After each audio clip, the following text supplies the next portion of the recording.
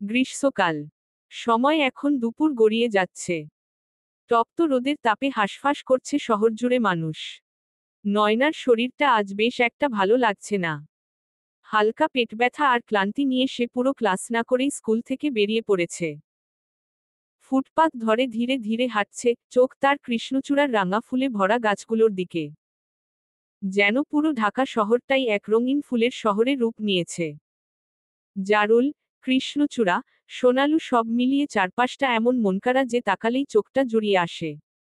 এই নয়না। হঠাৎ পরিচিত এক কণ্ঠস্বর কানে আসতেই থমকে দাঁড়ালো নয়না। ধীরে ধীরে ঘুরে তাকাতেই দেখল পলাশ আসছে। নয়নার স্কুলেই পড়ে সে, এবার এসএসসি পরীক্ষার্থী।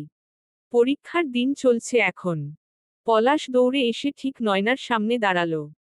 মুখে ঘাম, কাঁধ ওঠানামা করছে হাঁপানিতে, বুঝাই যাচ্ছে অনেকটা দৌড়ে এসেছে। কি হয়েছে? এভাবে দৌড়ে এলেন কেন?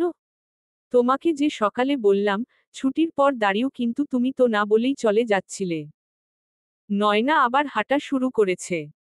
পলাশও তার ঠিক পাশেই হাঁটছে। চুপচাপ, কিন্তু যেন অনেক কিছু বলার ইচ্ছা চোখে। তার পরনে সাদা রঙের শার্ট, সঙ্গে নীল জিন্স। সাধারণ পোশাক হলেও বেশ মানিয়েছে তাকে। গায়ের রং তার ফর্সা। আমার শরীর খারাপ লাগছে, সেজন্য আগেভাগে বলে চলে এসেছি। আপানকে বলতাম কিভাবে? তাও কথা। মাথা চুলকাতে চুলকাতে কথা বলল পলাশ, কণ্ঠে একরকম ভেবে না পাওয়া ভাব। নয়নার দৃষ্টি একটানা সামনের দিকে, চোখে কোনো চঞ্চলতা নেই। যেন পলাশের উপস্থিতি তার জন্য একেবারে নিরর্থক। এক ফোঁটাও আগ্রহ নেই চোখে মুখে। আচ্ছা, নয়না শোনো। বললেই হয়, কান আছে যখন অটোমেটিক শুনতে পারবো। স্কুল থেকে পিকনিকে যাবে, তুমি যাবে না? না। কেন? সেটা আমার বিষয়। চুপচাপ রইল পলাশ। নয়নার সঙ্গে কি ঘটেছে, সে সব পলাশ জানে, খুব ভালো করেই জানে। তবুও সে চেষ্টা করে নয়নাকে স্বাভাবিক রাখার, যেন অন্তত কিছুটা স্বস্তি পায় ওর চোখে মুখে। কিন্তু নয়না কারো সঙ্গেই, বিশেষ করে ছেলেদের সঙ্গে, কথা বলে না। এই বয়সেই তার মনে গেঁথে গেছে এক ধরনের ভয়, একরকম গোপন ক্ষোভ। আর যেসব অভিজ্ঞতা এই অল্প বয়সেই তাকে পেরোতে হয়েছে, তাতে তার এমন মনোভাব খুব একটা অস্বাভাবিকও নয়। ওকে, মেহবুবা। আপনাকে না বলেছি, এসব নামে ডাকবেন না? নয়না মুখে হালকা বিরক্তির ছাপ এনে প্রশ্নটা ছুড়ে দিল। পলাশ শুধু মুচকি হাসল, চেনা সেই হাসি, যে হাসির আড়ালে অভিমানও ঢাকা পড়ে যায় কখনো কখনো। আমি ছাড়া আর কে ডাকবে বলো? আমিই ডাকবো, রাগ করো না। এখন আসছি আমি। পরে কথা হবে। হবে না কথা। যান আপনি। নয়না পা চালিয়ে দ্রুত হাঁটতে শুরু করল। পলাশ পড়ে রইল একটু পেছনে, স্থির। ছেলেটি কিছুক্ষণ চুপচাপ তাকিয়ে রইল নয়নার চলে যাওয়ার পথে, চোখে একরকম অপূরণীয় শূন্যতা। তারপর ধীরে ধীরে সে নিজের গন্তব্যের দিকে পা বাড়াল, নিঃশব্দে। আমি দেশের বাইরে যাব না মা। তুমি আরিশকে বলো, বোঝাও। প্লিজ, মা। সাবিহার চোখ মুখ ফুলে গেছে, সকাল থেকে একটানা কাঁদছে সে। ছোটবেলা থেকে গ্রামের মাটিতে বেড়ে ওঠা মেয়েটা হঠাৎ করে দেশের বাইরে যাওয়ার খবর শুনে বেশ অস্থির হয়ে পড়েছে। মনের ভেতর একরাশ ভয় আর শূন্যতা জমে উঠেছে। মা, ভাই আর আরিশ এই তিনজনকে ছেড়ে এত দূরে চলে যাওয়ার কথা ভাবতেই বুকটা কেঁপে উঠছে তার। সব মিলিয়ে সাবিহার মনটা ভীষণ খারাপ। পাশে বসে তাসলিমা খাতুন মেয়ের মাথায় ধীরে ধীরে হাত বুলিয়ে দিচ্ছেন, চোখে মুখে নীরব সান্ত্বনা। শান্ত হ তুই। আরিশ ফিরুক আগে। হয়তো মাথা ঠান্ডা হলে কিছু বুঝালে বুঝবে, তবে হ্যাঁ, এরপর থেকে বুঝে শুনে কাজ করবি। কি দরকার ছিল ওরা না বড়ার জুসে মদ মেশানোর? চোখ মুখ কুঁচকে ফেলল সাবিহা। ওই ওরাকে নাজেহাল করার জন্যই তো করেছিল সব। কিন্তু হলো উল্টো। সাবিহাকেই নাজেহাল হতে হচ্ছে এখন। ওই মেয়েকে সহ্য হয় না আমার। কি আছে ওর মধ্যে, যা আমার মধ্যে নেই? আমিও তো আরিশের কাজিন। তাহলে আমাকে কেন বিয়ে করলো না সে? ওরাকেই কেন? আর করেছে তো করেছে, এত আদিক্ষেতার কি হয়েছে? নিজেকে সামলাতে হবে সাবিহা। তোকে আগেও বলেছিলাম কাছাকাছি গিয়ে, বিশ্বাস অর্জন করে ক্ষতি করতে হয়। তাহলেই সেটা মরণকামড় হবে। হুম। লম্বা নিঃশ্বাস ফেলল সাবিহা। আর কোনো কথা না বাড়িয়ে মায়ের ঘর থেকে বেরিয়ে গেল সে। সকাল থেকে অপেক্ষা করে বসে আছে ওরা। আরিশের ফেরার অপেক্ষা যেন ফুরোচ্ছে না। সন্ধ্যা থেকে আরিশের পছন্দের বিভিন্ন খাবার রান্না করেছে সে। বিরিয়ানি, গরুর মাংস, ভাত, পোলাও সবকিছু। কিন্তু সমস্যা হলো ওরা কন্টিনেন্টাল ডিশ বানাতে জানে না। তবে সময় নিয়ে এটাও শিখে নেবে বলে ভেবেছে সে। ঘরের ভেতর পায়চারি করছে ওরা। পরনে কালো রঙের শাড়ি। বিয়ের পর আজকেই প্রথম শাড়ি পরেছে সে। তামান্না পরিয়ে দিয়েছে। বিয়েতেও শাড়ি পরেনি। শাড়ি সামলানো ঝামেলা বলেই পরা হয়নি তখন। বারবার দেয়ালঘড়ির দিকে তাকিয়ে সময় দেখেছ সে। 11:45 বেজেছে।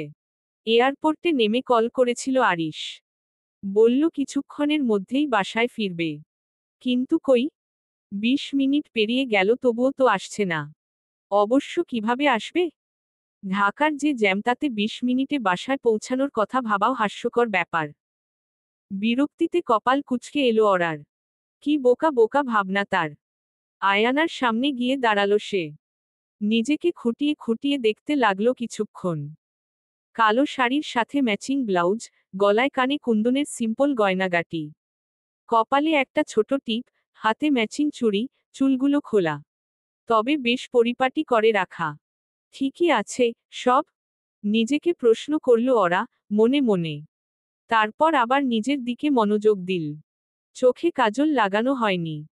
দ্রুত হাতের কাজলটা নিয়ে চোখে লাগাতে শুরু করল সে। এর মধ্যে গাড়ির আওয়াজ শুনে আচমকা নড়ে উঠল ওরা।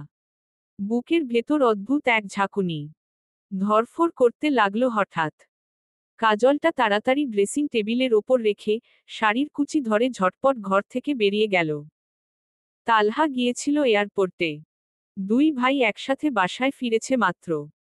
তামান্না দরজা খুলে দিয়েছে। তালহা আর আরিশ পরপর বাসায় ঢুকল, যেন দীর্ঘ সময় পরে ঘরে ফিরে এসেছে। অথচ মাত্র 2 দিন বাইরে ছিল আরিশ। তামান্নার মুখে এক উজ্জ্বল হাসি। কি খবর তামান্না? গম্ভীর কণ্ঠে শুধালো আরিশ। এমনিতে সব সময় এরকমই গম্ভীর থাকে সে। তবে ওরার সামনে আলাদা। ভালো, ভাইয়া। আপনি কেমন আছেন? ভালো। তোর ভাবি কোথায়, রুমে? সিঁড়ি পর্যন্ত এসে থমকে দাঁড়ালো ওরা। ওই তো ড্রয়িং রুমে দাঁড়িয়ে আছে আরিশ, পরনে সেই চিরচেনা কালো রঙের পোশাক। নিজের দিকে তাকিয়ে মুচকি হাসল ওরা। আজকে সেও আরিশের মতো কালো রঙের পোশাক পরেছে। এর মধ্যে তালহার নজর গেল ওরার দিকে। ভাবি ওখানে, ভাইয়া। তালহার কথায় সিঁড়ির দিকে দৃষ্টিপাত করল আরিশ। ঠিক সেই মুহূর্তেই যেন ছোটখাটো হার্ট অ্যাটাক হলো তার। বুকটা ধক করে উঠল, কিছুটা পিছনে সরে গিয়ে সোফায় বসে পড়ল আরিশ। আকস্মিক ঘটনায় ওরা হতবাক হয়ে তাকিয়ে আছে। নিজেকে সামলে যত দ্রুত সম্ভব সিঁড়ি বেয়ে নিচে নামতে লাগল সে। তামান্না, তালহা আরিশের অবস্থা দেখে মুচকি মুচকি হাসছে। কি হলো, ভাইয়া? এই মেয়েটাকে, তালহা? হুশ। নিজের বিয়ে করা বউ, নিজেই চিনতে পারছ না? শুকনো ঢোক গিল আরিশ। বসা থেকে উঠে দাঁড়িয়ে ওরার দিকে এগোলো। কি হয়েছে আপনার? শরীর ঠিক আছে তো? ব্যতিব্যস্ত হয়ে শুধালো ওরা। আরিশ চুপচাপ তাকিয়ে আছে তার দিকে। কোনো কথা বলছে না। ওরা আরো কয়েকবার একই প্রশ্ন করেও কোনো উত্তর পেল না। হঠাৎ আরিশের মনে পড়ল, ওরাকে তালহাও দেখছে। সম্বিত ফিরে পেল সে। কোনো কিছু না বলেই হুট করে ওরাকে কোলে তুলে নিল। চমকাল ওরা। তামান্না কিছুটা লজ্জা পেল বটে, কিন্তু তালহার ঠোঁটের কোণে হাসি। কি করছেন আপনি? এখানে লোকজন আছে। থাকুক। এই তালহা, চোখ বন্ধ করে রাখো, আমার বউয়ের দিকে তাকাবি না এখন, আমি দেখব শুধু। ঠিক আছে, মহারাজ। তালহা হাসতে হাসতে চোখ বন্ধ করে ফেলল। তামান্না মাথা নিচু করে হাসছে। সিঁড়ির দিকে এগোলো আরিশ। ওরা চলে যাওয়ার পর তালহা তামান্নার দিকে তাকিয়ে মুচকি মুচকি হাসতে লাগল। ভ্রু উঁচিয়ে শুধালো তামান্না। কি হয়েছে? আমার দিকে তাকিয়ে হাসছেন কেন? এমনি। ও তাই? হু, হু, একদম তাই। চলো ছাদে গিয়ে বসি। খুশি হয়ে গেল তামান্না। হাসি হাসি মুখে শুধালো। গান শোনাবেন? হ্যাঁ, শোনাবো। তাহলে চলুন। আরিশ ঘরে ঢুকে অরাকে কোল থেকে নামিয়ে দিল, যেন কোন সময় নষ্ট না হয়। এক মুহূর্ত অপেক্ষা না করে তৎক্ষণাৎ দরজা আটকে দিয়ে তার হাত ধরে বিছানায় বসিয়ে দিল।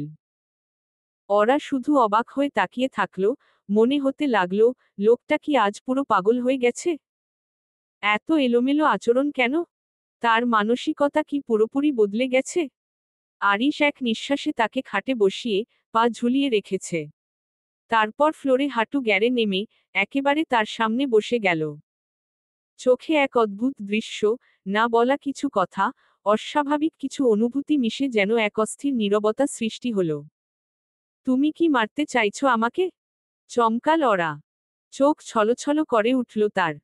আরিশ কিভাবে এমন কথা বলল তাকে? মানে, তোমার এই অপূর্ব সৌন্দর্য আমাকে তারা চিহ্ন ন করে ফেলছে, হামিংবার্ড। এভাবে মেরো না জান, তোমার এই সৌন্দর্যে পাগল হয়ে যাচ্ছি আমি। আমি কন্ট্রোল হারাচ্ছি, পাখি। অরা এবার একটু লজ্জা পেল, মাথা নিচু করে ফেলল সে। আরিশ যেন এক অদ্ভুত ঘোরের মধ্যে ডুবে গেছে। তার চোখ এক পলকেও সরে না, অরার মাথার চুল থেকে শুরু করে পা অবধি পুরো দেহ এক নজরে পরখ করছে। লাল রঙের লিপস্টিক আর কালো শাড়ি, যেন এক অন্য রকম দুনিয়া খুলে দেয় তার সামনে। অরার ঠোঁটের দিকে একমনে তাকিয়ে, আরিশের চোখে যেন কিছু হারিয়ে যাওয়ার অবস্থা। তার মধ্যে অরার মেদহীন, উন্মুক্ত পেটের কিছু অংশ দেখা যাচ্ছে এখন। আরিশ ইচ্ছে করেই শাড়ির পৃষ্ঠটা একটু সরিয়ে রেখেছে, যেন সে আরো ভালোভাবে দেখতে পারে। আসতে কোনো অসুবিধা হয়নি তো আপনার? ওখানকার সবকিছু ঠিক আছে তো? ঠিক নেই, জান। আমি ঠিক নেই। তোমার মাঝে হারিয়ে যাচ্ছি আমি। বসা থেকে উঠে দাঁড়িয়ে চুলের মুঠি টেনে ধরল আরিশ। হালকা ব্যথা পাচ্ছে অরা। কিন্তু সেটা বলার আগেই আরিশের ঠোঁটের নিচে চাপা পড়ল অরার ঠোঁট। চিরচেনা সেই উন্মাদনা, কঠোরতার ছোঁয়া পেল সে। ভালো লাগা, খারাপ লাগা, আকর্ষণ সবকিছু একসাথে অনুভব করছে মেয়েটা। চুম্বনের সাথে সাথে উন্মুক্ত পেটের ওপর হাত দিয়ে স্লাইড করতে লাগলো আরিশ। অরার কেমন কেমন লাগছে যেন। এই অনুভূতির নাম জানা নেই তার। জীবনে প্রথম এমন কিছু অনুভব করছে সে। কিছুক্ষণ পর থামল আরিশ। ফ্রেশ হয়ে নিন আগে, আরিশ। আপনার জন্য, আপনার পছন্দের খাবারগুলো রান্না করেছি আজ। অরাকে বুকে জড়িয়ে ধরেছে আরিশ। আচমকাই তালহার কথা মনে পড়ল আরিশের। চোখমুখ কুঁচকে ফেলল সে। এভাবে সেজেগুজে রুমের বাইরে কেন গিয়েছিলে, হামিংবার্ড? তালহা ছিল ওখানে। আপনি কিন্তু বলেছেন, এসব বলবেন না। তালহা আপনার ভাই, আমারও ভাই হয়। নিজেকে সামলাতে চেষ্টা করছে আরিশ।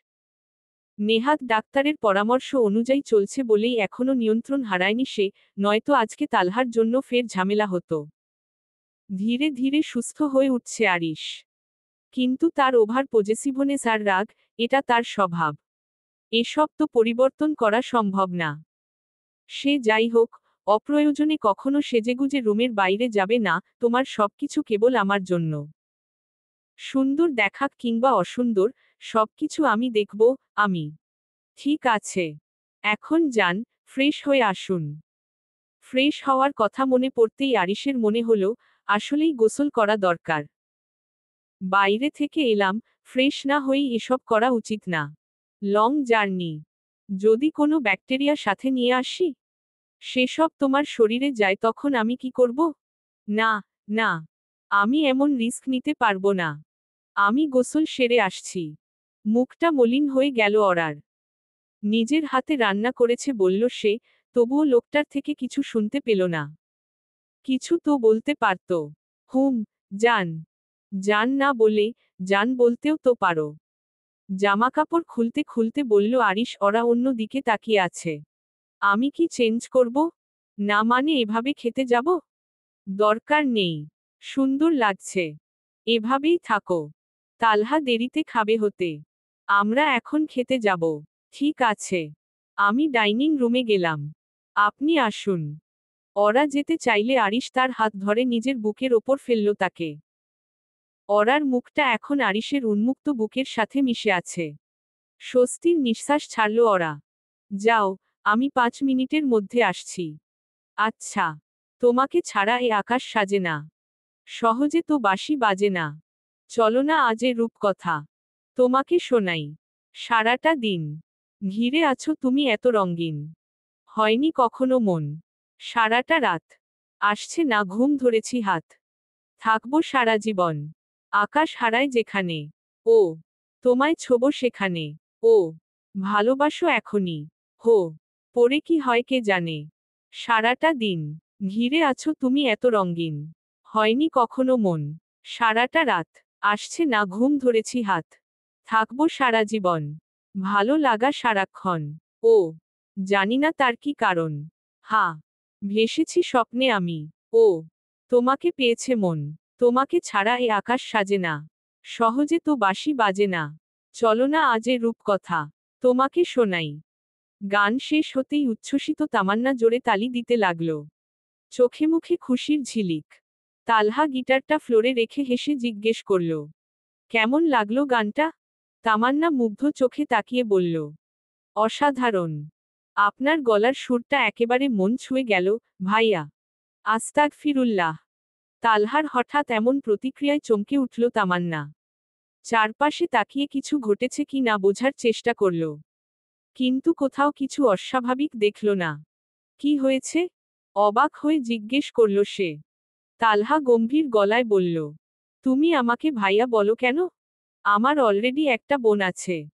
একাধিক বোনের দরকার নেই আমার। মুচকি হাসল তামান্না। বিদ্যুতের ক্ষীণ ঝলকানি আকাশ চিরে আলো ফেলছে মাঝে মাঝে।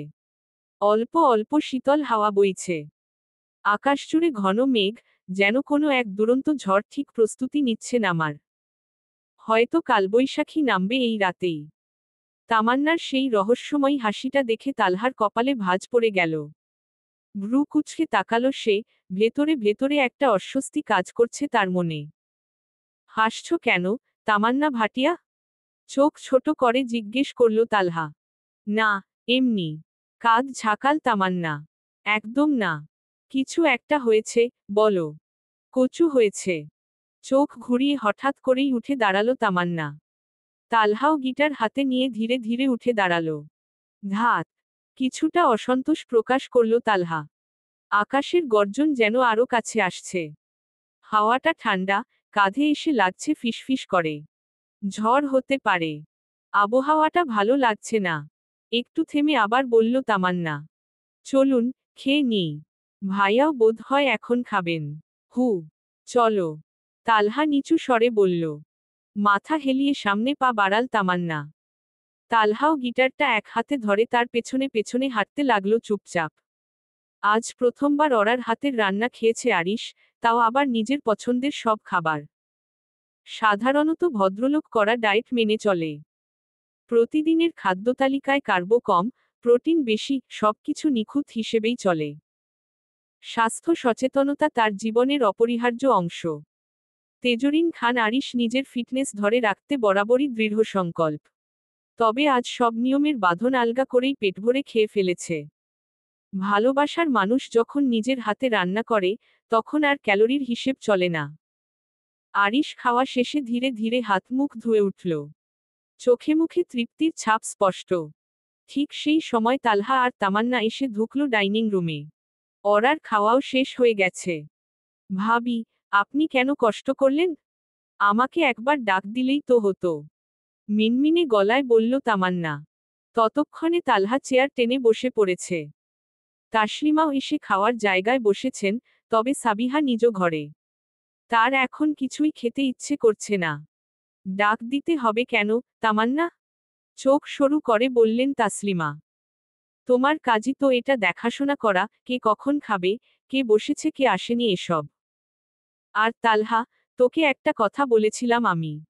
মনে হয়, ভুলে গেছিস। তাসলিমা খাতুনের স্বরে একটা চাপা রাগ ছিল। তালহা কিছু বলল না, চুপ করে রইল। তামান্না মাথা নিচু করে দাঁড়িয়ে রইল। তখনই আরিশ গলা খাকারি দিয়ে বলল, একদিন খেয়াল না রাখলে এমন কিছু হয়ে যায় না, চাচি। আফটার অল, ওর বয়স তো সাবিহার মতোই। বরং তার চেয়েও ছোট। ইচ্ছেমতো কিছু করার, বা না করার বয়স এটা। আর তালহার গানের গলা দারুণ, ও তো শুধু গান শুনছিল। তাসলিমা খাতুন চুপ করে গেলেন। মনে মনে নিজের ছেলের ওপর ভীষণ রাগ করলেন। কখন আবার আরিশ কি বলে সেই ভয়ে ওরা মাথা নিচু করে বসে আছে। আরিশের হালকা মন্তব্যে তামান্নার মুখে আবার হাসি ফুটেছে। একটু স্বস্তির ছাপ নিয়ে সে সবার সামনে খাবার পরিবেশন করছে। হঠাৎ চেয়ার থেকে উঠে দাঁড়ালো আরিশ। চোখ পাকিয়ে ওরার দিকে তাকালো, তারপর এক ভরসা মেশানো ইশারায় বলল, নিজের ঘরে যেতে। ওরা বসা উঠে ডাইনিং রুম থেকে বেরিয়ে সোজা সিঁড়ি বেয়ে দোতলায় চলে গেল। সাবিহা খেয়েছে? শুধালো আরিশ। দীর্ঘ নিঃশ্বাস ছাড়লেন তাসলিমা। বললেন, মেয়েটা খাওয়া দাওয়া বন্ধ করে ফেলেছে প্রায়। আরিশের কপালের ভাঁজ গাঢ় হল। কিছু না বলে ঘুরে দাঁড়ালো, আর ডাইনিং রুম থেকে ধীর পায়ে বেরিয়ে গেল। জানালার পাশে নিঃশব্দে দাঁড়িয়ে আছে সাবিহা। পরনে সাদামাটা একটি টি শার্ট আর ঢিলেঢালা প্লাজো। শহরে আসার পর তার ভিতরে বেশ কিছুটা বদল এসেছে, চেহারায়, পোশাকে, ভাবনায়। এখন সে অনায়াসে ওয়েস্টার্ন ড্রেস পরতেও জানে। তার দৃষ্টি এখন বাইরের ঝাপসা আলোয় নয়, ভেতরের অন্ধকারে আটকে আছে। মাথায় কেবল একটাই ভাবনা ঘুরপাক খাচ্ছে, কিভাবে ওরাকে চিরতরে আরিশের জীবন থেকে মুছে ফেলা যায়। চাইলেই হয়তো চলে যেতে পারে সে এই বাড়ি থেকে। কিন্তু যাওয়ার আগে এমন কিছু করতে চায়, যেন ওরার অধ্যায়টা বন্ধ না হলেও অন্তত নড়বড়ে হয়ে পড়ে। যেন ওর দম নিতে কষ্ট হয়, যেন আরিশ আর কখনো চোখ বুজে ওকে বিশ্বাস করতে না পারে। সাবিহা? চেনা কণ্ঠ শুনে চমকে উঠল সে। তড়িৎ গতিতে ঘুরে তাকালো। দরজার কাছে দাঁড়িয়ে আরিশ। পরনে কালো টি শার্ট আর জিন্স। মুখে একরাশ ক্লান্তি আর চোখে কড়াভাবে চাপা রাগ। আরিশ, ভেতরে এসো। আরিশ ঘরে ঢুকে ধীরে চেয়ার টেনে বসল। সাবিহা সামনাসামনি এসে দাঁড়াতেই বলল, আরিশ না, আরিশ ভাইয়া বলে ডাকবে তুমি। বয়সে তোমার থেকে বড় আমি, সেটা কি ভুলে যাও? আরিশের কণ্ঠে গাম্ভীর্যের ছাপ স্পষ্ট। সাবিহার গা জ্বলে উঠল ভেতরে ভেতরে। ভাবছিল, খাবারের কথা বলবে, হয়তো মমতা দেখাবে। তা না করে, জ্ঞান দিচ্ছে। সরি। ইট, ওকে। খাওয়া দাওয়া ঠিকমতো করছো না কেন? আমি বিদেশে যাব না, আরিশ। একটু থেমে ফের বলল সে। আমি বিদেশে যাব না, ভাইয়া। কেন যাবে না? কত ছেলেমেয়ের স্বপ্ন দেশের বাইরে গিয়ে পড়াশোনা করবে, আর তুমি সেই সুযোগ পেয়েও হাতছাড়া করতে চাচ্ছ। এক মুহূর্ত নীরব থাকে বলল সাবিহা। আমি তোমাদেরকে ছেড়ে থাকতে পারবো না। আরিশ চুপ করে গেল। এক দৃষ্টিতে তাকালো সাবিহার দিকে। তারপর ঠান্ডা গলায় বলল, দেখো সাবিহা, তুমি ওরার সাথে যা করেছ তারপর তোমাকে এই বাড়িতে রাখার কোনো ইচ্ছে আমার ছিল না। কিন্তু চাচার মেয়ে তুমি। তোমার সাথে অবিচার করতে পারবো না আমি। চাচা আমার জন্য অনেক কিছু করেছেন। তাই জন্য বলছি, দেশের বাইরে যাও। লেখাপড়া করো, নিজের ক্যারিয়ার তৈরি করো। আচমকা সাবিহা আরিশের সামনে ফ্লোরে বসে পড়ল। আরিশ বিরক্ত হলো তাতে, কপাল কুঁচকে এলো তার। প্লিজ। আরিশ, ভাইয়া আমাকে দূরে পাঠিও না। আমি এখানেই থাকতে চাই। বসা থেকে উঠে দাঁড়ালো আরিশ। রাগে চোখ লাল হয়ে গেছে তার। দূরে তো তুমি অবশ্যই যাবে সাবিহা। হয় পড়াশোনার জন্য নয়তো অন্য কিছুর জন্য। আমার ওরার আশপাশেও রাখবো না তোমাকে। আরিশ হনহনিয়ে ঘর থেকে বেরিয়ে গেল। চোখের সামনে ঝাপসা হয়ে গেল সব, ক্ষণিক বাদের আগে চেয়ারটা উপড়ে ফেলে দিল সাবিহা। নিজের চুল টানতে লাগল। মৃত বাবার ওপর ভীষণ রাগ হচ্ছে তার। মরার আগে কিছু জায়গা সম্পত্তি অন্তত তাদের নামে লিখে দিয়ে যেতেন।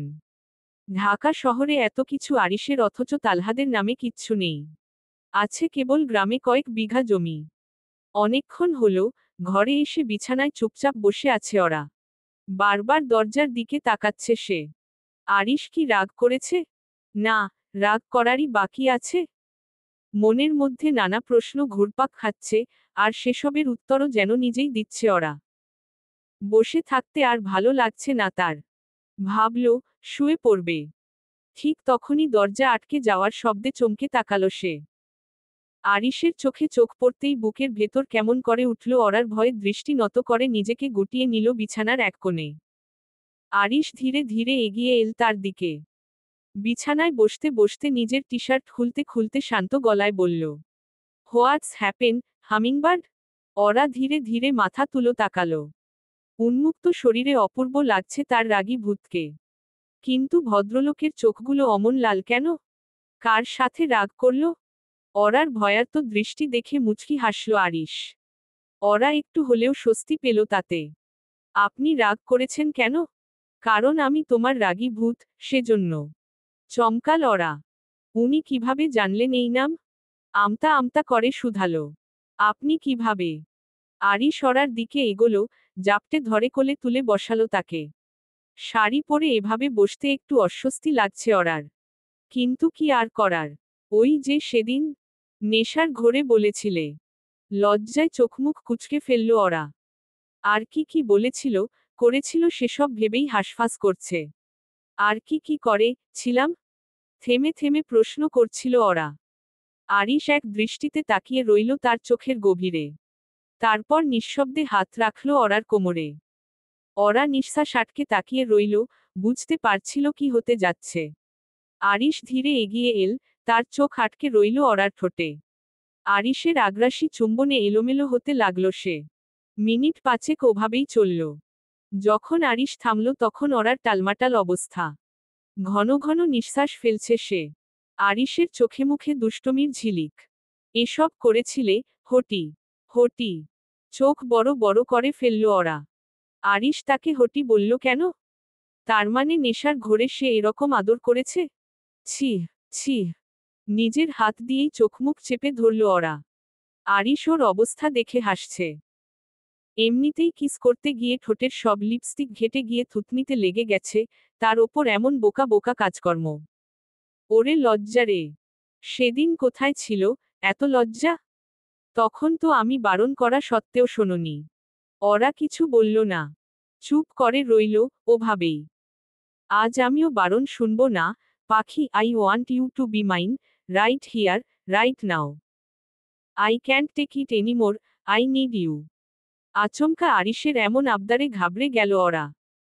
চেহারা থেকে হাত সরিয়ে কিছু একটা বলতেই যাবে এমন সময় আরিশ হাত দিয়ে ওরার মুখ চেপে ধরল। ওরা আরিশের দিকে তাকালো। চোখে মুখে তীব্র মোহ তার। ভয় পেল ওরা। না জানি কি করে এবার আরিশ।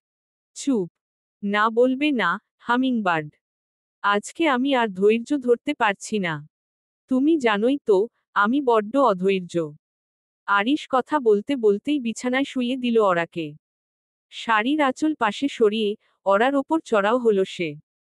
মুহূর্তের মধ্যে ওরার পুরো মুখমণ্ডল এবং গলা আরিশের ঠোঁটের স্পর্শে ভরে উঠল। হাঁসফাঁস করছে ওরা। আরিশ তাকে কিছু বলারই সুযোগ দিচ্ছে না। সেই পাগলামি, সেই হিংস্রতা। এমনিতে আরিশ সাধারণত শান্ত এবং স্বাভাবিক থাকে, তবে বিশেষ মুহূর্তে তার আবেগের তীব্রতা তাকে কখনোই পুরোপুরি শান্ত থাকতে দেয় না। এই মুহূর্তগুলোতে তার অনুভূতি আরও গভীর হয়ে ওঠে, যা তার আচরণে পরিবর্তন নিয়ে আসে। আরিশ প্লিজ শুনুন। ইশস! চুপ পপ, অন্য কিছু বলো পাখি। যেমন, কিসমি আরিশ অথবা I want more. Please baby say that. ওরার চুল খামচে ধরে বলল আরিশ। সে সম্পূর্ণভাবে নিজের নিয়ন্ত্রণ হারিয়ে ফেলেছে। ফ্লোরে গড়াগড়ি খাচ্ছে ওরার শাড়ি, চুড়ি, গয়নাগুলো। ওরা চাইলেও থামাতে পারছে না আরিশকে। তাই বাধ্য হয়ে চুপ করে রইল। কিছুক্ষণের মধ্যেই আরিশের মেজাজ বিগড়ে গেল। শোয়া থেকে উঠে বসে হাঁপাতে লাগল সে। সমস্যার কথা আগে বলনি কেন? বলতেই তো চেয়েছিলাম। আপনি শোনার অবস্থায় ছিলেন? কপাল চেপে ধরে বসে আছে আরিশ। গলা শুকিয়ে গেছে তার। বিছানা থেকে পোশাক হাতে নিয়ে উঠে দাঁড়ালো সে। ওরাও উঠে বসেছে, গায়ে বিছানার চাদর। আরিশের চোখে মুখে তীব্র রাগ, যেন একটি আগুনের শিখা। ওরাকে একেবারে চমকে দিয়ে ঘরের জিনিসপত্র ভাঙতে শুরু করল আরিশ। ওরা ভয়, আতঙ্কে কিছু বলতে পারল না। সে শুধু নিঃশব্দে বসে রইল। কিছুক্ষণ পর ঘর থেকে বেরিয়ে গেল আরিশ। ঘরের ভাঙাচোরা অবস্থায় তাকিয়ে দীর্ঘ নিঃশ্বাস ফেলল ওরা। সবকিছু তছনছ করে ফেলেছে আরিশ। সারারাত ওইভাবে বসে রইল ওরা, অপেক্ষা করতে লাগলো আরিশের। কিন্তু সে আর ফিরে এলো না ঘরে। ফজরের আজানের আগে আগে চোখ লেগে এলো ওরার। কখন ঘুমিয়ে পড়েছিল, টেরও পেল না সে। ভোরের আলো ধীরে ধীরে ঘরে প্রবেশ করছে, সকালের নরম রোদ জানালা দিয়ে ভেসে আসছে। বাইরে যানবাহনের কোকর্ষ শব্দ কানে ভেসে আসে, তবে জানালা বন্ধ রাখলে শব্দটা অনেকটাই কমে যায়। কিন্তু ওরা সব সময় জানালা খোলা রেখেই ঘুমায়। রাতের আকাশে মেঘ জমেছিল, তবে ঝড়বৃষ্টি হয়নি, শুধুমাত্র এক মৃদু ঠান্ডা হাওয়া গুঞ্জরিত হচ্ছিল। অ্যালার্ম ঘড়ির শব্দে হঠাৎ নড়েচড়ে উঠল ওরা। সকাল 8:30টার অ্যালার্মটা সেট করা ছিল। এটি মূলত আরিশের অফিসে যাওয়ার জন্য, তবে প্রতিদিনের মতো আজও ওরার ঘুম আগে ভেঙে গেছে। আজও তার ব্যতিক্রম হয়নি। ঘুমোঘুম চোখে কিছু সময়ের জন্য তাকিয়ে থেকে ওরা বুঝতে পারল, আজও সে আরিশের বুকের মধ্যে শুয়ে আছে। পুরো বিষয়টা বুঝতেই তার ঘুমোঘুম ভাব একেবারে কেটে গেল। চোখে ভালো করে তাকিয়ে দেখল, হ্যাঁ, আরিশ তার সামনে শুয়ে আছে। আর ওরা আরিশের হাতের ওপর শুয়ে, তার বুকের দিকে মুখ গুজে আছে। স্বস্তির নিঃশ্বাস ফেলল ওরা। মনে মনে ভাবল, যাক, লোকটার রাগ কমেছে। তবে ওরার মনে কোনো দোষ ছিল না। অনেকবার সে চেয়েছিল বলার, সমস্যা আছে। কিন্তু কে শোনে কার কথা? Good morning, hummingbird. আরিশের ঘুম জড়ানো কণ্ঠটা দারুণ লাগে ওরার। মিষ্টি করে হাসল ওরা। Good morning. 8:30 বেজেছে? হ্যাঁ, ঘড়ি তো তাই বলছে। 8:40 বেজেছে। আড়মোড়া ভেঙে ওরাকে আরো শক্ত করে জড়িয়ে ধরল আরিশ। মনে হচ্ছে টম তার জেরিকে বুকের মধ্যে লুকিয়ে রেখেছে। ওরা আরিশের বুকে মুখ গুজে আছে আর মুচকি মুচকি হাসছে। আরিশের গায়ের গন্ধটা খুব ভালো লাগে ওর। তাহলে এখন উঠতে হবে, যান। অফিসে যাইনি 3 দিন হলো। গিয়ে দেখতে হবে কি অবস্থা এখানকার। শোয়া থেকে উঠে বসল আরিশ। ওরাও উঠে বসেছে। হ্যাঁ, যেতে তো হবেই। আর বলো না, একটু চোখের আড়াল করলেই সবাই লুটেপুটে খাওয়ার চেষ্টা করে। বিয়ের পর থেকে ইতালিতে একবারও যাওয়া হয়নি বলে ওখানকার অবস্থা কি হয়েছে তা তো শুনলে। একা মানুষ, 2 জায়গায় থাকাও সম্ভব না। ভাবছি তালহাকে ভালো করে কাজকর্ম শিখিয়ে ইতালি পাঠিয়ে দেব। কেমন হবে? ওরার অবাক লাগছে। আরিশ তার সাথে কাজের বিষয় আলোচনা করছে। হামিংবার্ড? Say something. হ্যাঁ, ভালোই হবে।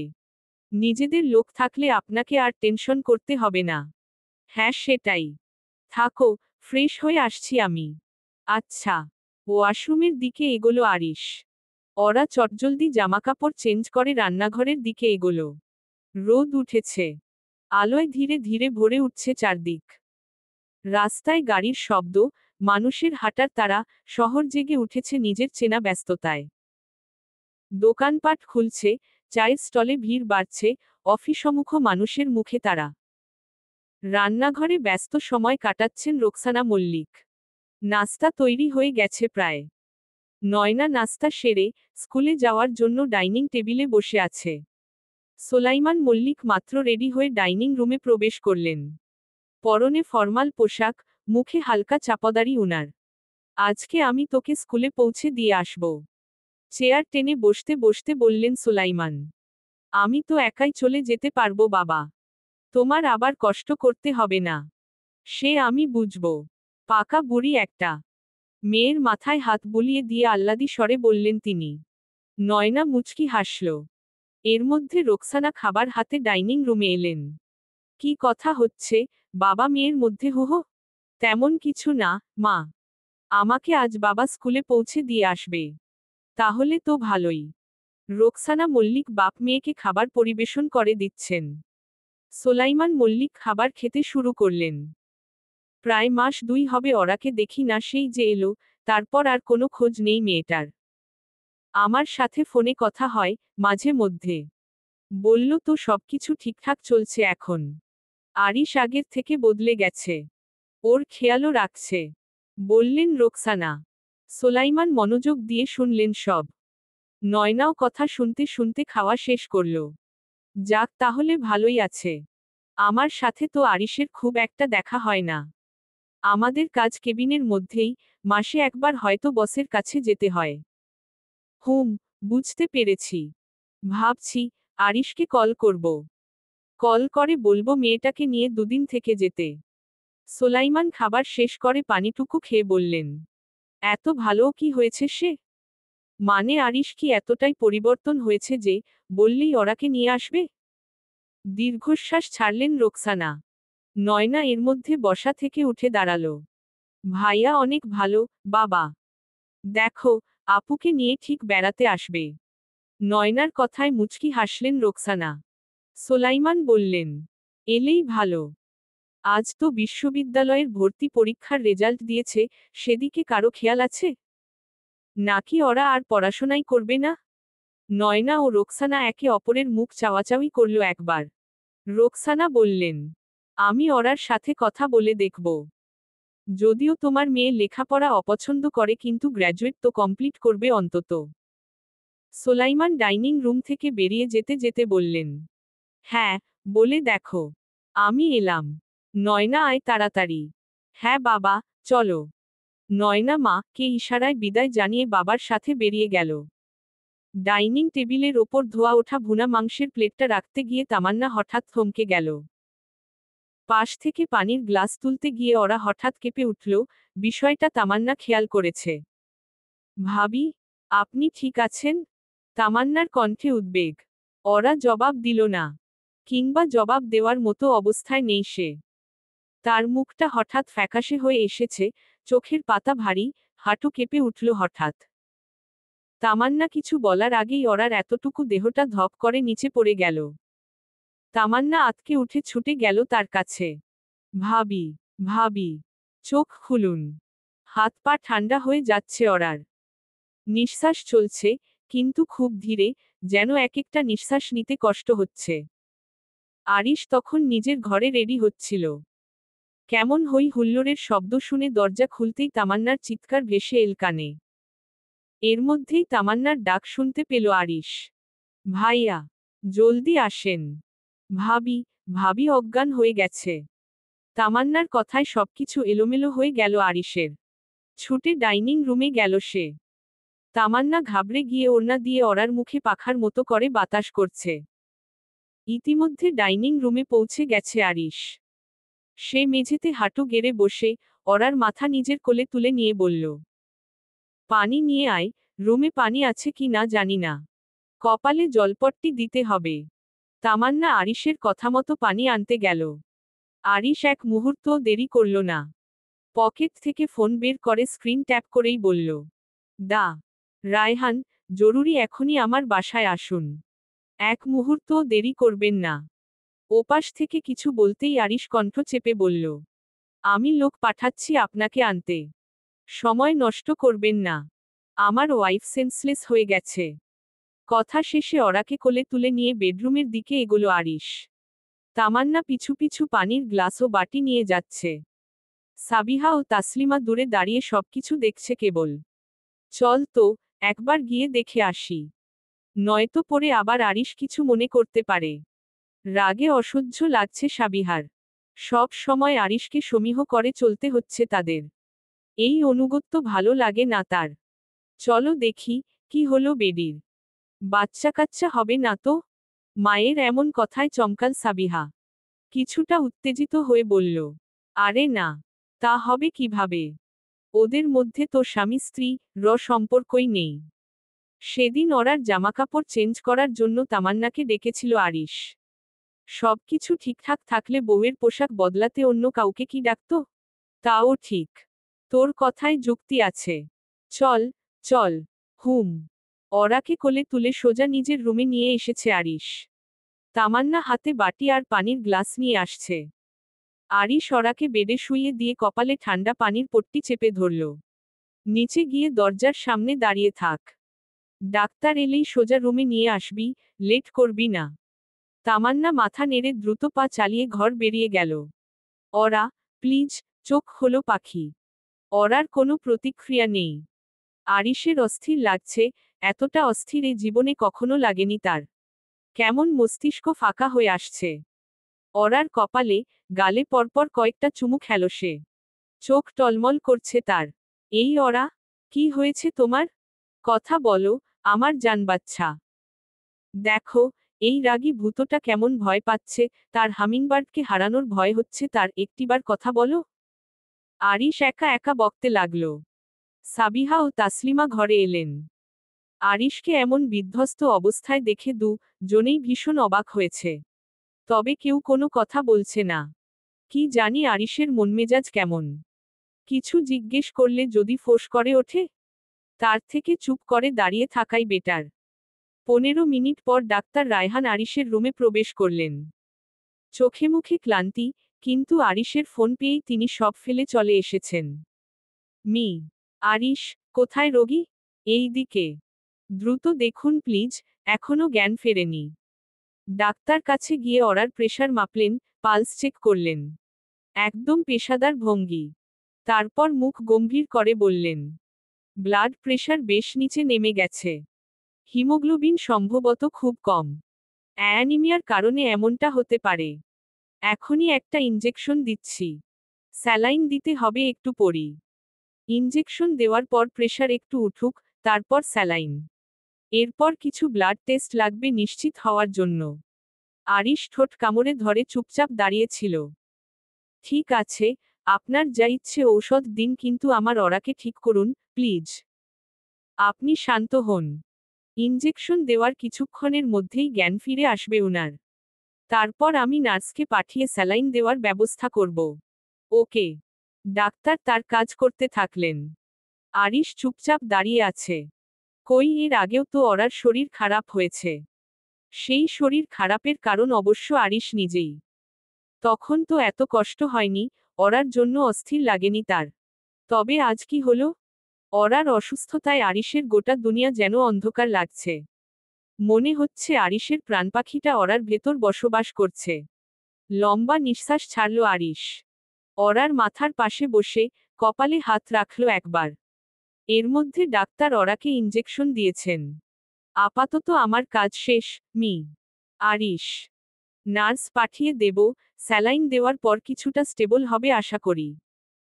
তবে আগামীকাল অবশ্যই চেম্বারে নিয়ে আসবেন। Okay, doctor. Thank you. No, it's my duty. আসছি আমি। ওকে। ডাক্তার চলে গেলেন। সাথে সাথে সাবিহা ও তাসলিমাও ঘর থেকে বেরিয়ে গেলেন। তামান্না দরজার বাইরে দাঁড়িয়ে ছিল এতক্ষণ। ডাক্তারের সাথে সাথে নিচে গেল মাত্র। আরিশ তীর্থের কাকের মতো অপেক্ষা করে বসে আছে, কখন ওরার জ্ঞান ফিরবে। মেয়েটার চোখমুখ কেমন ফ্যাকাশে লাগছে। বিয়ের পর থেকে নিজের দিকে কোনো খেয়াল রাখেনি সে। আর রাখবে কিভাবে? দীর্ঘ নিঃশ্বাস ছাড়ল আরিশ। তার জন্যই আজ ওরার এই হাল। ঠিকমতো যত্ন নিলে মেয়েটার এমন অবস্থা হতো না। ওরার কপালে সময় নিয়ে চুমু খেল আরিশ। মাথায় হাত বুলিয়ে দিতে থাকল। জ্ঞান ফিরছে ওরার। আরিশ পাশে শুয়ে আঙুল দিয়ে তার ছোট চুলগুলো মুখের ওপর থেকে সরিয়ে দিচ্ছে। ঠোঁটের কোণে একটুকু মুচকি হাসি। একদৃষ্টিতে তাকিয়ে আছে ওরার শান্ত মুখটার দিকে। নড়েচড়ে উঠল মেয়েটা। পুরো চোখ না মেলেও বুঝে গেল, আরিশ আছে, একেবারে কাছে। ওরা চোখ বন্ধ রেখেই ধীরে ওর বুকের ভেতর ঢুকে গেল চুপচাপ, নিরাপদে। হামিংবার্ড। তুমি ঠিক আছো তো? হুম। ওরার সংক্ষিপ্ত উত্তর। আরিশের বুকের মাঝে লুকিয়ে আছে সে। আরিশ এখনো মাথায় হাত বুলিয়ে যাচ্ছে। সত্যি, ঠিক আছো? হ্যাঁ, ঠিক আছি। স্বস্তির নিঃশ্বাস ফেলল আরিশ। শরীর খারাপ নিয়ে রান্নাঘরে গিয়েছিলে কেন? আর তোমার যে এনেমিয়া আছে সেটা তো বলনি আগে। ওরা মাথাটা একটু বের করে আস্তে আস্তে বলল। বলবো কিভাবে? আপনি তো আগে এতটা ভালো ছিলেন না। তার মানে আমি আগে খারাপ ছিলাম? না, না। মানে, আসলে। ওরার এলোমেলো কথাগুলো আরিশের ঠোঁটের স্পর্শে থেমে গেল। মায়া মায়া দৃষ্টিতে আরিশের পানে তাকিয়ে আছে সে। আজকে আরিশের ঠোঁটের স্পর্শ একদম আলাদা ছিল। শান্ত, নরম, ভালোবাসার ছোঁয়া। কোনো হিংস্রতা, যন্ত্রণা ছিল না। আর কথা বলতে হবে না। এখন চুপচাপ শুয়ে থাকো। তামান্না নাস্তা দিয়ে গেলে খেয়ে নিও। আমাকে অফিসে যেতেই হবে, সেটা তুমি জানো। তবে আমি তাড়াতাড়ি ফিরব। মনটা খারাপ হয়ে গেল ওরার। লোকটা আরেকটু ভালোবাসলে কি হতো? আরেকটু ভালোবাসলে আজকে অফিসে যেত না হয়তো। ওরার মনে অনুভূতিরা লুটোপুটি খাচ্ছে। ইচ্ছে করছে না আরিশকে ছাড়তে। কিন্তু কি আর করার? ঠিক আছে। আর শোনো, নার্স এলে ভালো মেয়ের মতো স্যালাইন দিতে দিবে। চমকাল ওরা, চোখ বড় বড় করে ফেলল। আমি ভয় পাই ওসব। কি ভয়ঙ্কর সূচ। এর চেয়েও কয়েক গুণ বড় সূচ যখন নিতে পারো, তাহলে অতটুকু সূচও পারবে। ইচ্ছে থাকতে হবে, বেবি। শোয়া থেকে উঠে বসল আরিশ। ওরা লজ্জায় অন্য দিকে তাকিয়ে আছে। লোকটা মাঝে মাঝে বড্ড অসভ্য কথাবার্তা বলে। ওরার নীরবতা দেখে আবারও বলল আরিশ, আমি দুপুরের মধ্যে ফিরব। তখনই সাথে করে নার্সকে নিয়ে আসব। বিকেলে স্যালাইন দিবে। আমি থাকব পাশে। ঠিক আছে এখন? ওরা ঠোঁটের কোণে হাসি ফুটল। আরিশ ড্রেসিং টেবিলের সামনে গিয়ে নিজের চুলগুলো পরিপাটি করছে। আচ্ছা, গুড গার্ল। আমি গেলাম। টাটা। বাচ্চাদের মতো টাটা বলাতে হাসল আরিশ। কিন্তু ওরা ঠিক বুঝতে পারল না সেটা। বেরিয়ে গেল আরিশ। বিছানায় গুটিসুটি মেরে শুয়ে রইল ওরা। দুপুরবেলা, রহমান চৌধুরী এবং ফারুক চৌধুরী তাদের অফিসে বসে আছেন, বাতাসে কিছুটা গরম। শহরের ব্যস্ততা একটু দূরে থাকলেও অফিসে চাপপূর্ণ পরিবেশ। জানালার বাইরে রোদ মৃদু ঝলমল করছে, তবে অন্দরমহলে ঠান্ডা, কৃত্রিম আলোয় ভরা।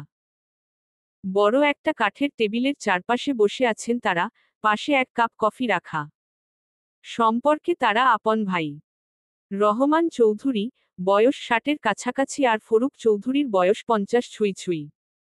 রহমান এবং ফারুক আরিশের বিজনেস রাইভাল। দীর্ঘদিন ধরে আরিশের প্রতিদ্বন্দ্বী হিসেবে কাজ করছে তারা, কিন্তু কোনোভাবেই তারা আরিশকে টেক্কা দিতে পারছে না। তাদের সব কৌশল, পণ্য এবং মার্কেটিং স্ট্র্যাটেজি আরিশের সামনে দুর্বল হয়ে যাচ্ছে। তবে তারা শান্ত বসে থাকার পাত্র নয়। তাদের নিজেদের গোপন ব্যবসাও আছে, কিন্তু সেটা পুরোপুরি অবৈধ। তারা জানে, যদি এসব কাজ ফাঁস হয়ে যায়, তারা শেষ হয়ে যাবে। তবে এই মুহূর্তে তাদের একটাই লক্ষ্য, আরিশের ব্যবসায়কে নষ্ট করে নিজের পথ পরিষ্কার করা। ফারুক কফির কাপের দিকে তাকিয়ে সিগারেট ধরিয়েছেন, ধোঁয়া তার মুখ থেকে বের হয়ে ছড়িয়ে পড়ছে। তিনি জানালা দিয়ে বাইরে তাকিয়ে বললেন, এই আরিশের কিছু একটা করা উচিত এবার। তিনি একটা ঝাপসা হাসি দিলেন, সিগারেটের ধোঁয়া মৃদুভাবে বেরিয়ে যাচ্ছে। রহমান তার হাতে থাকা কিছু কাগজপত্র নেড়েচেড়ে বললেন, তুমি ঠিক বলেছ। তার ব্যক্তিগত জীবনই এখন আমাদের হাতিয়ার। এই বিষয়টা গুরুত্ব দিয়ে ভাবছি। তবে একটু সময় নেবে। আমাদের পদক্ষেপ খুব সাবধানী হতে হবে। সোজা আঙুলে ঘি না উঠলে আঙুল তো বাঁকাতেই হবে। তার কণ্ঠে ঠান্ডা এক ধরনের আক্রোশ, মনে হচ্ছে তার লক্ষ্য শুধু আরিশ নয়, তার সমস্ত পৃথিবী ধ্বংস করে দেওয়া। ফারুক হালকা মুচকি হাসি দিয়ে বললেন, আমাদের পরবর্তী পরিকল্পনা শুধু তার ব্যবসা নয়, তার জীবনের সব কিছু। একবার তার পারিবারিক সম্পর্কগুলো বিপদে পড়লেই তাকে একা পাওয়া যাবে। আর তখন আমরা চাইলে তাকে সহজেই টেক্কা দিতে পারব। তিনি কফির কাপটা টেবিলের ওপর রেখে আবারও সিগারেট ধরালেন। রহমান কাগজগুলো একপাশে সরিয়ে দিয়ে খোলামেলা স্বরে বললেন, তার ভালোবাসার মানুষদের কাছে যেতে হবে। পেছনে থেকে আঘাত আসলে সামনে দাঁড়িয়ে সে কিছুই করতে পারবে না। হ্যাঁ, শুনেছি নতুন বিয়ে করেছে, গ্রাম থেকে তার পরিবারও ঢাকা এসে থাকছে। আগে তো একা ছিল কিন্তু এখন তার পরিবার আছে সাথে। ফারুকের মুচকি হাসলেন রহমান। ঠিক আছে। এবার দেখা যাক। তারা দুজনেই চুপ করে গেল। খান ইন্ডাস্ট্রিকে পথে নামানোই যেন তাদের একমাত্র লক্ষ্য। পর্বটি রোমান্টিক। ভালো না লাগলে এড়িয়ে যান। বিকেল বেলা। জানালার ফাঁক গলে নরম রোদ ঘরের ভেতর ছড়িয়ে পড়েছে। ওরার স্যালাইনের ব্যাগে এখন সামান্যই তরল বাকি। নিঃশব্দে ফোঁটা ফোঁটা করে নামছে শেষ ফোঁটা। আরিশ ওরার পাশে বসে আছে। সেই দুপুর থেকে এভাবেই বউয়ের পাশে বসে থেকেছে সে। এক মুহূর্তের জন্যও সরেনি। ওরা কাঁধের উপর দিয়ে মাঝে মাঝে চুপি চুপি তাকাচ্ছে আরিশের দিকে। তারপর আবার তাড়াতাড়ি চোখ সরিয়ে নিচ্ছে। এমনভাবে তাকাচ্ছে যেন ধরা পড়ে যাওয়ার ভয় কাজ করছে ভেতরে ভেতরে। লোকটা তো ভীষণ খারাপ, তবে এত কেয়ার করে কেন? তপ্ত নিঃশ্বাস ছাড়ল ওরা। ওরার যে কি হয়েছে সেটাই বুঝতে পারছে না বেচারি। ওরার জন্য সবচেয়ে বড় সমস্যা হয়ে দাঁড়িয়েছে। আরিশের আশেপাশে গেলেই বুক ধুকপুক করে, নিঃশ্বাস যেন ঘন হয়ে আসে। আরিশের বলা কিছু কথা তো মাঝে মাঝে স্লো মোশনে শুনতে পায় সে। স্যালাইন শেষ। এসো, সূচটা খুলে দেই। চমকে উঠল ওরা। গলায় এক ঢোক শুকনো নিঃশ্বাস গিলে আমতা আমতা করে বলল, না না, আর সাপু কোথায়? উনি তো চলে গেছেন। কেন? ভয় পেও না, আমি খুলে দিতে পারি। ওরা জানে পেছানো তার পক্ষে সম্ভব না। তবু স্বভাবে অল্প একটু পেছনোর চেষ্টা করল। কিন্তু পেছনে এগোনোর মতো আর জায়গাও নেই। আরিশ তার সেই চেষ্টা দেখে মিটিমিটি হাসল। আপনি আপনি নার্সকে কল করুন।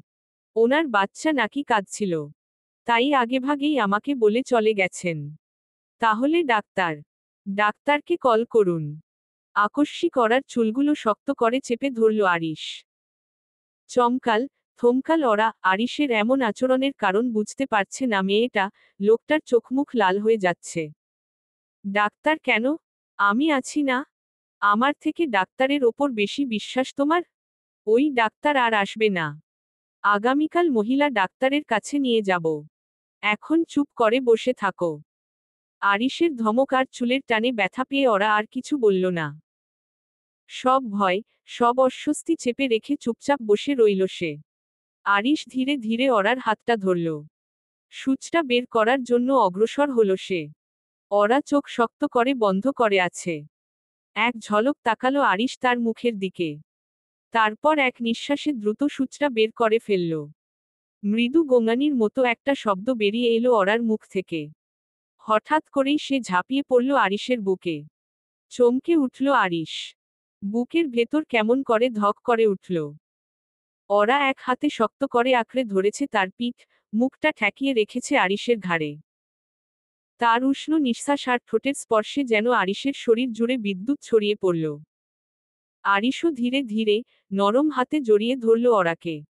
তার ঘাড়ে এক মৃদু কামড় বসিয়ে দিল। আবারও ঘুমিয়ে উঠল মেয়েটা। তবু একটুও সরে এল না। তখনই হঠাৎ হুঁশ ফিরল আরিশের। আমার লাগছে, আরিশ। ওরার কণ্ঠে হালকা ব্যথার সুর। আরিশ নিস্পৃহ গলায় বলল, কামড় দিলে যদি ব্যথা না লাগে, তবে কামড় দেওয়ার মানেই বাকি? মানে, আমি ব্যথা পেলেও আপনি চালিয়ে যাবেন? ভ্রু কুঁচকে কিছুটা বিরক্ত গলায় বলল ওরা।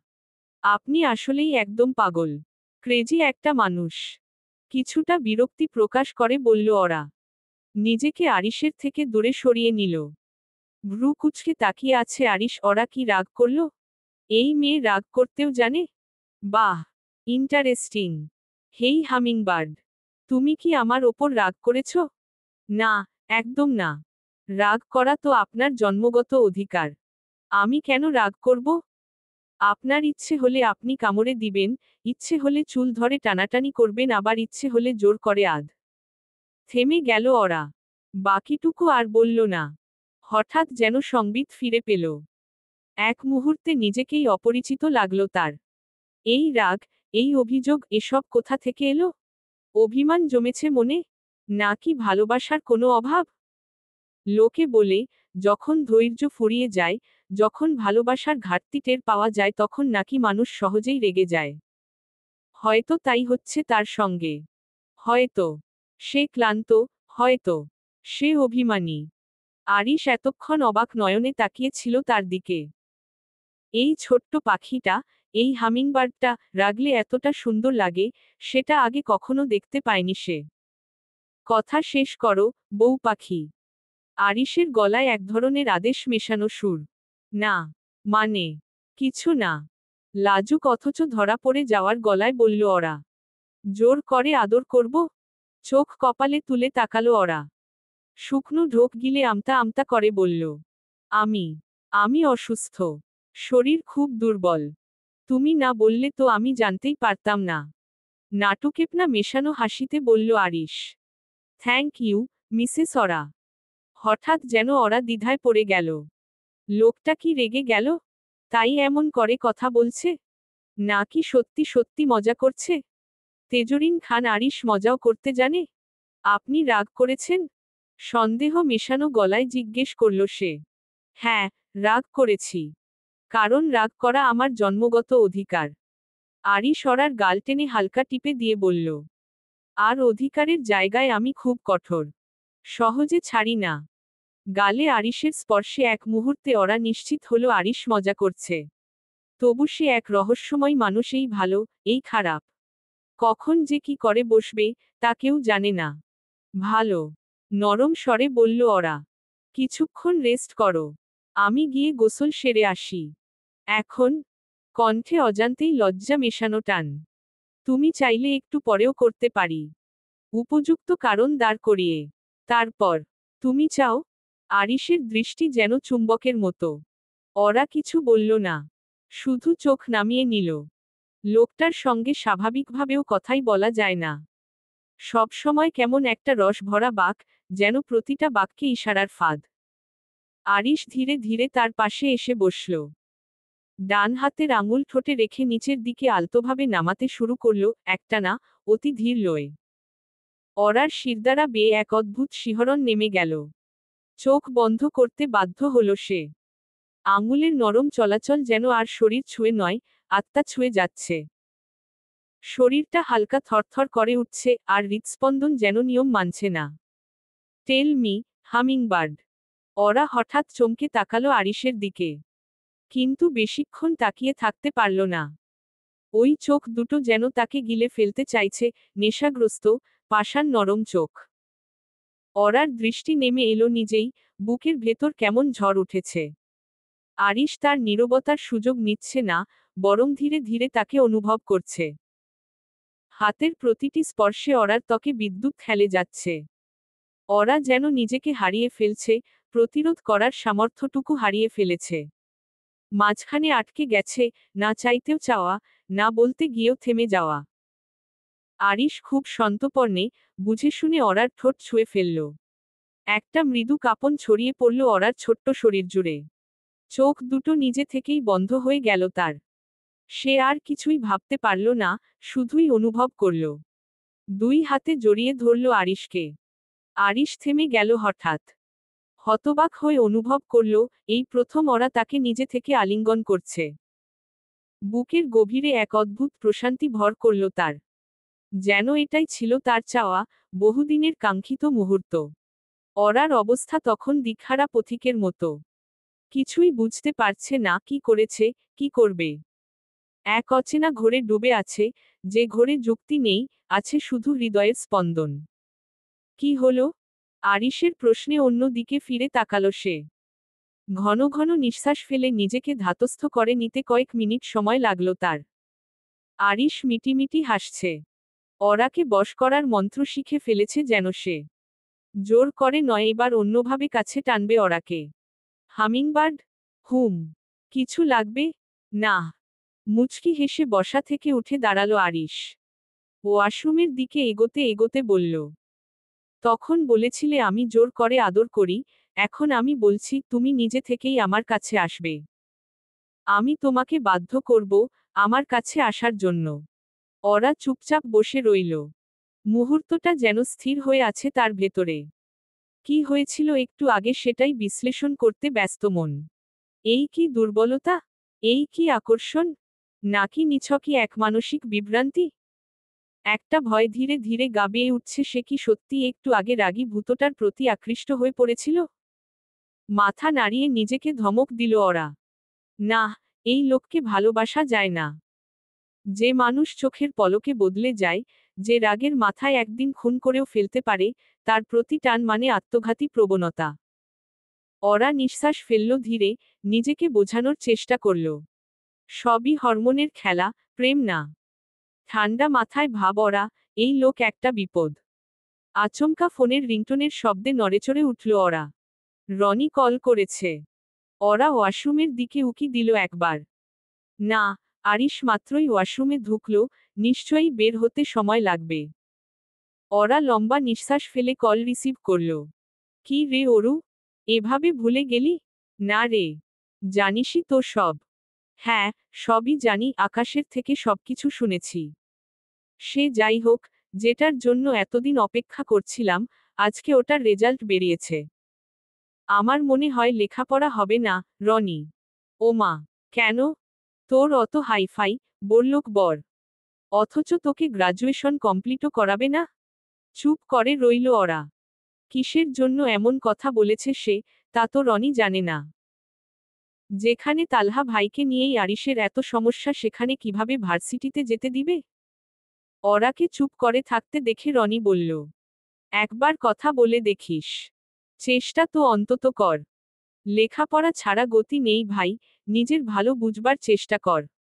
লেখাপড়া আজীবন সাথে থাকবে, মানুষ থাকুক বা না থাকুক। বিশেষ করে মেয়েদের আত্মনির্ভরশীল হওয়া জরুরি। জব না করলে করবি না, কিন্তু লেখাপড়া জানা থাকলে কখন কাজে লাগে বলা যায় না।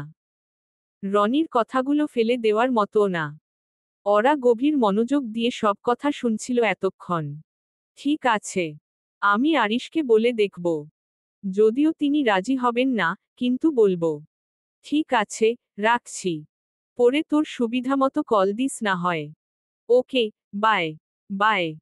কথা শেষ হতেই হঠাৎ এক ধরনের অস্বস্তি গ্রাস করল ওরাকে। যেন কারো দৃষ্টি তাকে ছুঁয়ে যাচ্ছে নীরবে। ভয়ে ভয়ে পাশ ফিরতেই চোখে পড়ল আরিশ, সাদা তোয়ালে জড়ানো ভেজা, উন্মুক্ত শরীর। অরার গলা শুকিয়ে এলো। এই চেহারায় আরিশকে সে বহুবার দেখেছে, তবু আজ যেন আলাদা লাগছে। নিজের ভেতর জন্ম নেওয়া আকাঙ্ক্ষাটা সামলানো দুষ্কর হয়ে উঠছে। ইচ্ছে করছে, খুব ইচ্ছে করছে ওকে জড়িয়ে ধরে ঠোঁট ছুঁয়ে দিতে একবার, দুবার, হয়তো তার চেয়েও বেশি।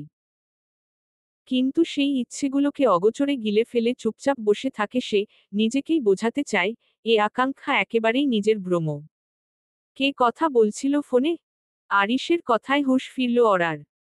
আচমকাই একরাশ আতঙ্ক ঘিরে ধরল তাকে, নিশ্চয়ই আরিশ কিছু একটা করবে এখন। হয়তো ফোন ভেঙে ফেলবে, নয়তো জোর করে কিছু। বারবার নতুন ফোন ব্যবহার করতে ভালো লাগে না অরার। রনি, আমার ক্লাসমেট। ভার্সিটিতে যাওয়ার কথা বলছিল, ওরা সবাই। সুস্থ হও, তারপর নিয়ে যাব। ওরা বিস্ময় আবারও শুধালো। কি? বললাম তুমি সুস্থ হও, তারপর ভার্সিটিতে নিয়ে যাব। ওরা খুশিতে বসা থেকে উঠে একপ্রকার লাফিয়ে আরিশের গলা ধরে তার কপালে চুমু খেল। আরিশ যেন বরফের মতো জমে গেল তাতে।